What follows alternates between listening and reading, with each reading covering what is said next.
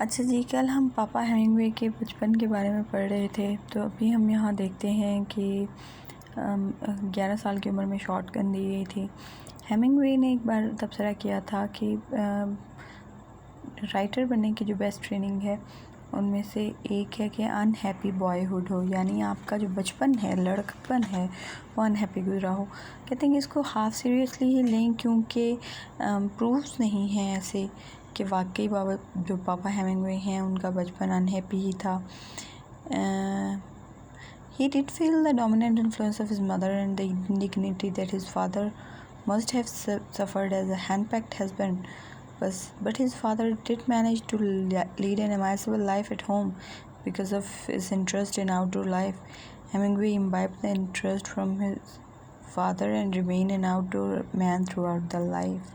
कहते हैं कि हैंड पैक्ड रहे होंगे, रन मुरीद रहे होंगे पापा हेमिंगवे के जो फादर हैं डॉक्टर हेमिंगवे, क्योंकि मदर जो है वो काफ़ी डोमिनेंट थी, लेकिन उन्होंने भी आउटडोर लाइफ को अपना जो है वो सेंटर ऑफ अट्रैक्शन बनाए रखा। और फिर जो पापा हेमिंगवे हैं उन्होंने भी यही कहा। पापा हेमिंगवे कह रही हूँ बार बार, ये जो अर्नेस्ट हेमिंगवे हैं उनका निकनेम था।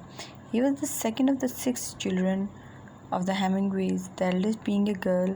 The family spent their summers in northern Michigan, where Hemingway had ample opportunity to observe the native Indian from close quarters.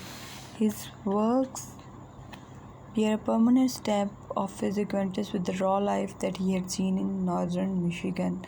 Indians रहते थे, तो वहाँ उनका बचपन गुजरा। दूसरे नंबर पे थे, पहले नंबर पे बेटी थी, तो पहले बेटे थे अपने घर में, 6 बहन भाई थे। स्कूल इन्फ्लुएंस क्या है? जो ओक पार्क है वो अभी तक शिकागो की लाइफ से करप्ट नहीं हुआ था। देयर वाज इधर एक्सट्रीम, ना तो वो कहते हैं कि बहुत ही एक्सट्रीम पॉवर्टी थी और ना ही कोई बहुत ही एक्सट्रीम रिचनेस थी। सेंटर ऑफ सोशल लाइफ थी। Even for the most sophisticated was the school and the family church. Standard education जो था वो हाई था उस टाइम, हाई स्कूल का, with the main emphasis on the liberal arts. It was natural that English occupied an important place in the school curriculum. Hemingway received his grounding in the Bible and English classics at school. As indicated earlier, Hemingway was never a bookworm, for he took active interest in school athletics and football. पहले ही वही बातें आ रही हैं कि जी outdoor पसंद थे, bookworm नहीं थे। आखिरी जो 2 years हैं उसमें हेमिंगवे ने लिखना शुरू कर दिया था स्कूल मैगज़ीन के लिए। जो उनके 2 टीचर्स हैं, मिस डिक्सन सी और मिस फ्रैनी विग्स हैं, उन्होंने इनकरेज किया उन्हें स्टोरीज़ और एसेज लिखने के लिए और एम्फेसिस दिया ओरिजिनलिटी पर। उनकी जो अर्ली ट्रेनिंग है स्कूल में, which initially was the imitation of Ring Lardner, stood him in good stead, for he succeeded in getting the job for a cab reporter on The Star. ये पहली job थी पापा Hemingway की। In his imitation of Ring Lardner, Hemingway adopted poker-faced, first-person mode of presentation. The style was chatty and centered around local interests. Earl Robert comment करता है इस बात पर, वो अपने जो रिंग लार्नर है उसी को इमिटेट करते थे, नकल करते थे उसकी। There is strong smell in the modern and sardonic attitude of the two writers, Hemingway and Lardner, as well as a common penchant for adopting a mask which will conceal the bitter, shocked responses of the authors to the cruelty and injustice of life. School days में Hemingway जो हैं वो घर से 2 बार भागे, लेकिन ये जो इसके पीरियड थे बहुत ही ब्रीफ थे। उनकी लाइफ जो है स्कूल पे डिस्टर्ब नहीं हुई। सही अब कहें तो ये जो है little more than rebellious independence of restless boy, ये किसी बेचैन बच्चे की जो रिबिलियन है उससे कुछ ज़्यादा थे। उनके जो ब्रदर हैं लेसिस्टर हेमिंगवे, वो कहते हैं कि Ernest sent postcards while he was away from home, implying thereby that escapades took place with the connivance of his parents.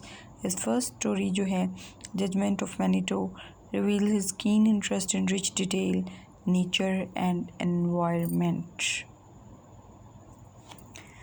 देख लें आगे।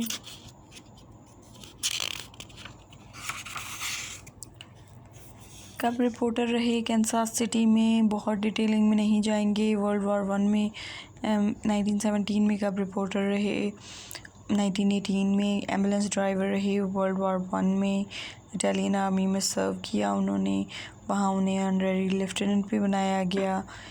उसके बाद इनिशियली जो हैं वो ह्यूमैनिटेरियन पर्पस में था, बाद में अमेरिकन्स भी इसमें इन्वॉल्व हो गए थे, शेलिंग के दौरान करते थे और ये बड़ी बहादुरी का काम था।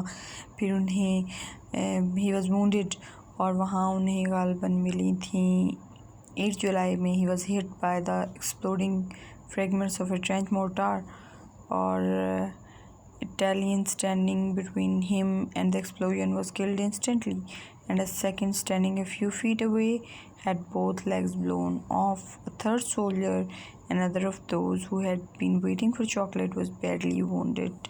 Hemingway was also bad hurt. ली क्या हुआ था, नी और एंकल जो है वो badly hit थे मशीन गन फायर से और उन्हें डेड समझा गया था और 237 पीसेस मेटल के निकाले थे उनकी टांगों में और some of the inch their way out in his 50s।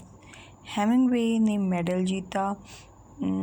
I died then I felt my soul or something coming right out of my body like you'd pull silk handkerchief out of pocket by one corner.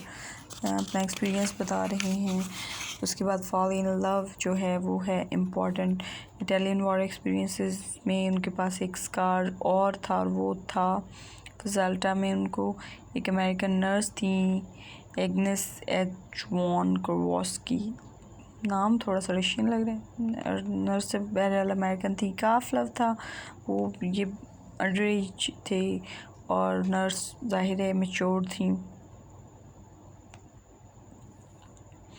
बाद में उन्होंने तसल्ली देने के लिए उन्हें लिख दिया था कि मेरी शादी हो गई है, जो कि कभी नहीं हुई, लेकिन बहरहाल ये दुख जो है वो उन्हें सारी ज़िंदगी रहा, 4 शादियां करके भी पूरा नहीं हुआ। सेकंड स्पेल आया उनके रिपोर्टर होने का। उसके बाद उन्होंने क्या किया, हेडली रिचर्डसन से शादी की 1920 में, शायद ठीक से देखते हैं, शायद वो भी रिपोर्टर थी उनके साथ ही द स्टार में। ये उनकी पहली शादी थी। पेरिस में काम किया, वहाँ रहे, वॉर एक्सपीरियंसेस थे उनके और भी। विलियम मिल्टन ने इंस्ट्रक्ट किया हेमिंगवे को। उसके बाद असाइनमेंट मिली उनको। उसके बाद थे जी हेमिंगवे रिटर्न हुए टोरंटो। उसके बाद पेरिस गए और दूसरी शादी की। दूसरी बेगम उनकी थी पॉलिन फिफर। अच्छा जी, उसके बाद फिर हेमिंगवे फेमस हो गए द सन आल्सो राइजेस की पब्लिकेशन के साथ। उसके बाद हेमिंगवे ने रिपोर्टिंग की, स्पेनिश सिविल वॉर की, सेपरेट पीस को एंड किया, थर्ड मैरिज हुई, इनका नाम था मार्था गिलहॉर्न।